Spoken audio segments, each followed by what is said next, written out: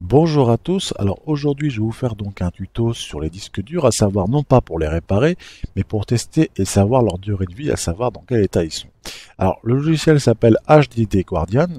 Alors c'est un logiciel donc qui teste aussi bien donc la température et la durée de vie préestimée par rapport au logiciel, par rapport à son état et autres. Alors par rapport à mes statistiques, par rapport à mes disques durs sur mon PC, il faut savoir que mon PC a été fait en 2014. Donc on va commencer d'abord par les disques durs SSD. Alors pour personnes qui n'y connaissent rien, les disques durs SSD sont programmés par les cellules pour vieillir au fur et à mesure du temps, pour mourir au fur et à mesure. Donc plus vous avez de données qui dépassent la moitié de la taille de votre disque dur, plus les cellules vieillissent encore beaucoup plus vite. Alors mes disques durs SSD ne sont même pas remplis à la moitié. Donc en 1 ou 2 ans, comme vous pouvez regarder, donc presque bientôt pour la troisième année pour 2017, nous arrivons donc au stade à savoir que je n'ai perdu que 1 à 3%. Alors, on dit que les SSD ne dépassent pas 5 ans ou autre, alors je vous laisse deviner qu'à ce niveau-là, mes disques SSD vont durer assez longtemps, à savoir une dizaine d'années, voire plus, vu entre guillemets le régime auquel je ne les impose pas de tourner à plein régime et que les données sont limitées par rapport à ce qu'ils contiennent. Un SSD, ça peut être aussi bien dans votre OS, les fichiers de sauvegarde ou autre, donc du coup, il n'y a rien de plus ni moins. Donc du coup, il reste à température ambiante, à savoir qu'il ne chauffe pas et il n'a pas de pression sur lui. Alors vous remarquerez que l'un de mes disques durs a une petite barre rouge ici. Alors ce disque dur n'est pas entre guillemets en fin de vie, il n'est pas malade ou il n'est pas entre guillemets en rupture de stock.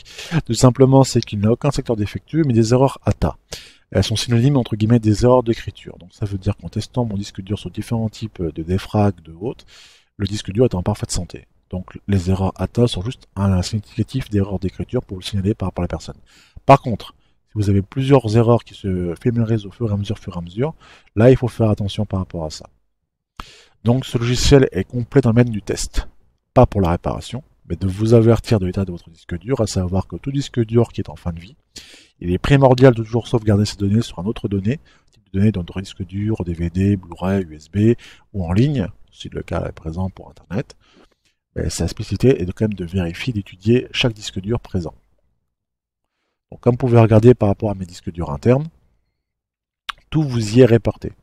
Et bien sûr, le disque dur externe, qui est branché.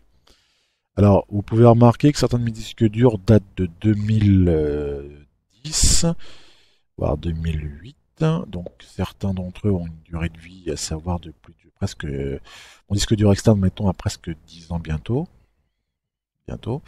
La durée de vie est excellente. Ça veut dire que conserver ces données et, entre guillemets, protéger ces disques durs par rapport au fait du temps, à savoir de protéger les secteurs, de bien défragmenter ou autre, donne la qualité de vie par rapport à ce qu'ils sont.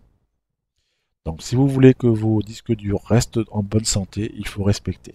Ne pas les bourrer, toujours donner plus de 20 à 30% pour les disques durs normaux en HDD.